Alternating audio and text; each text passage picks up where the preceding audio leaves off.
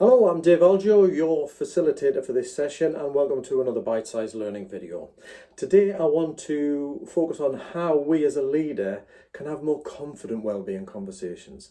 Now this short bite-size will be supported by a longer self-teach video, so I'm just going to introduce to you a conversation tool that I think is really useful. Because I don't know about you, sometimes the thought of asking somebody about how are you doing and delving into things that may feel like personal to them, and you might be feeling like you're overstepping boundaries when you're asking about somebody's well-being. It can feel really uncomfortable and challenging, and perhaps lead to us avoiding having the conversation in the first place or feeling very clumsy. I guess one particular thing that I do want to say is it's really important that if you are concerned about somebody or somebody says that they're having an issue, is that you have the conversation, even if you feel clumsy, lacking in confidence. It's better to have a messy conversation than to have no conversation at all. So that's my first thought for this. But then how do we kind of navigate this? If you're worried about somebody, they're displaying signs of, I don't know, being a bit stressed out, being down, they're just not themselves, or you are concerned. How do you start a conversation to at least get into it and at least encourage them or give them the opportunity to open up? Many of us find that hard to open up, but if given an opportunity in a safe environment where we feel as if the person is genuinely asking us and wants to know, we can gradually potentially open up. So how do we start that? And that's where I wanted to talk about the Ask, Ask, Tell tool. So the first thing is, if we're looking at the ask, first ask, if you like, is to recognize that we need to start wide and general. If you're worried about somebody, what can be a real kind of challenge is the temptation. We want to just say, are you okay? Come on, talk to me. And we kind of get straight into it. We roll our sleeves up and get straight into it. The challenge is that could be coming in cold for the individual. It could be something where automatic barriers and shutters just go up. So what we need to do is kind of, how do we start the conversation?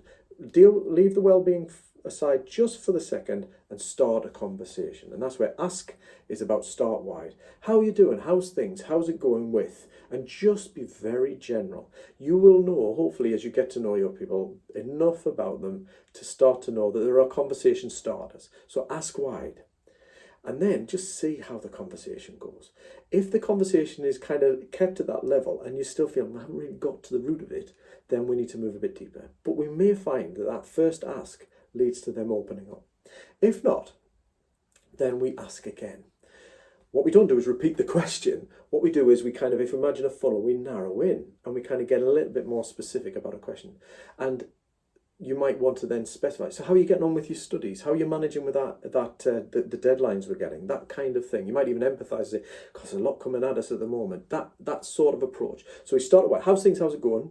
Down to, so how are you doing with? And that might be the area that you want to address. You're worried about them getting overwhelmed with their workload in the studies, or you're worried about the workload of the responsibilities they're taking on within the team, for example. Or you know there's a family issue. So how's things with the family? How are you doing? How are you connecting with your family? That kind of thing. We start to narrow in. And often we'll get the conversation going and people will open up, but not always.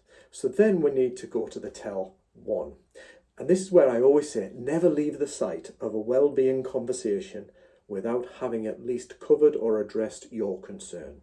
So if you are kind of thinking, even if it's the spidey senses saying something's not quite right here, and you ask and ask, but you're not getting anything coming back, if you are still concerned or you feel you haven't addressed your concern with them, then tell them the concern.